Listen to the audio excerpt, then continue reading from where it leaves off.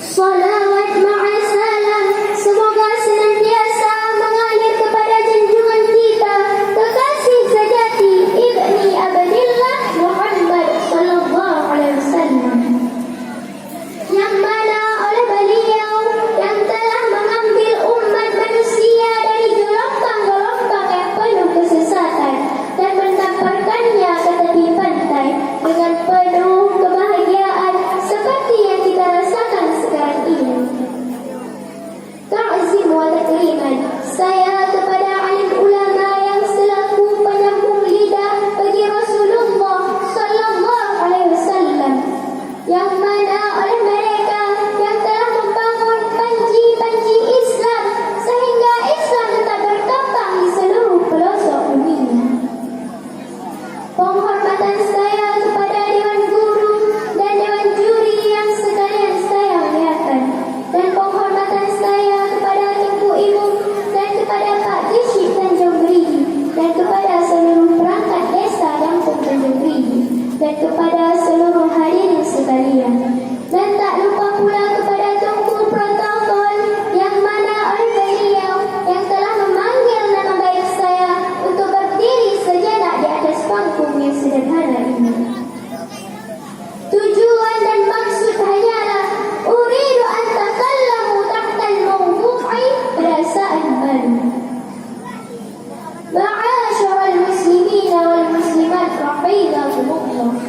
Malu telah ada pada awal kenabian dan akan tetap ada karena sifat ini senantiasa terpuji dalam syariat para nabi yang dahulu dan kita diperintahkan untuk melakukannya, seperti di dalam hadis dikatakan, An Abi Mas'ud dan Uqbah ibn Amir al-Ansari al-Badri radhiyallahu anhu qala Rasulullah sallallahu alaihi wasallam, inna mimma adraka an-nasu min kalamin nubuwatil ula idza lam tastahi fasnah ma syi'ta.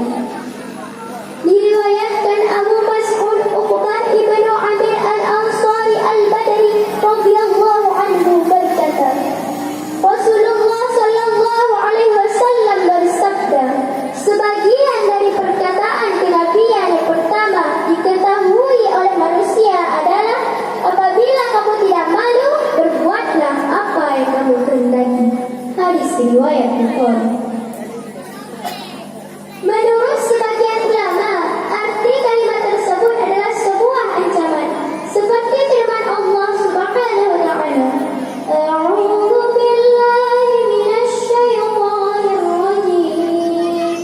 Bismillahirrahmanirrahim. I'malu ma syi'tum, yang artinya berbuatlah apa yang kamu kehendaki. Potongan ayat dari surat Fussilat ayat 40. Maksudnya, berbuatlah apa yang kamu kehendaki, sesungguhnya Allah membalasnya. Sesungguhnya orang yang tidak mempunyai rasa malu untuk melakukan perkara-perkara yang diharamkan oleh Allah, sama saja dia melakukan dosa-dosa kecil yang kemudian berkembang menjadi dosa besar. Seperti awalnya kita merasa tidak malu kalau kita tidak mengerti dan memahami tentang ilmu syariat yang diwajibkan kepada kita semua, sehingga kita tidak mau menuntut ilmu. Dengan demikian kita tidak mengetahui apa yang diperintahkan oleh Allah dan apa yang dilarangnya. Sedangkan meninggalkan menuntut ilmu agama sekali saja termasuk dosa dan haram. Dengan demikian, tanpa kita sadari, perbuatan yang satu ini akan mengundang perbuatan haram yang lain. Seperti kita tidak pernah malu dengan Allah dan dengan yang lain di waktu kita meninggalkan sholat 5 waktu yang senantiasa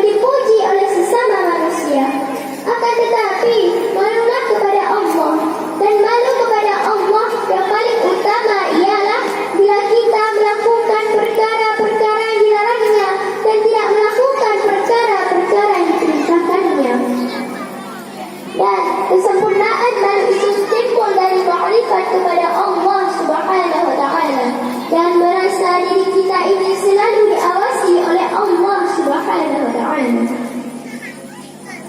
Nabi Muhammad sallallahu alaihi wasallam bersabda kepada para sahabat, "Istahyu minallahi haqqal haya." Malulah kamu semua kepada Allah dengan sebenar-benarnya malu. Nah, para hadirin sekalian yang dirahmati Allah, untuk para kaum wanita sangatlah diperketatkan urusan dalam menutup aurat, dikarenakan pada waktu kita keluar dan berkumpul terdapat fitnah dan kejelekan. Seperti dalam sebuah hadis dikatakan yang artinya, tiadalah seorang wanita yang menanggalkan pakaiannya, bukan di dalam rumahnya, melainkan dia telah merobek apa-apa antara dia dengan Allah Subhanahu wa Ta'ala. Maka dari itu, bagi kita kaum wanita sudah berkewajiban untuk menutup aurat dengan sebenar-benarnya, seperti yang telah dianjurkan dalam syariat Islam, bukan membalik aurat. Jangan takut merasa gerah dan jangan takut dibilang emak-emak atau ketinggalan zaman, karena wanita yang dibilang ketinggalan zaman lah yang akan masuk surga, bukan wanita yang lagi viral di zaman now, yang auratnya selalu diumbar-umbar dan dipamer-pamerkan. Jadi para hadirin sekalian yang dirindukan oleh surga, dari apa yang telah saya sampaikan dapat kita ambil kesimpulannya. Malulah kita semua kepada Allah dengan sebenar-benarnya malu. Jangan kita robek hubungan kita dengan Allah karena meremeh urusan dalam menutup aurat. Dan jika kita ingin mendapatkan keuntungan di dunia dan akhirat, maka merasalah malu dan bersikap sopanlah kepada sesama. Seperti seorang penyair mengatakan,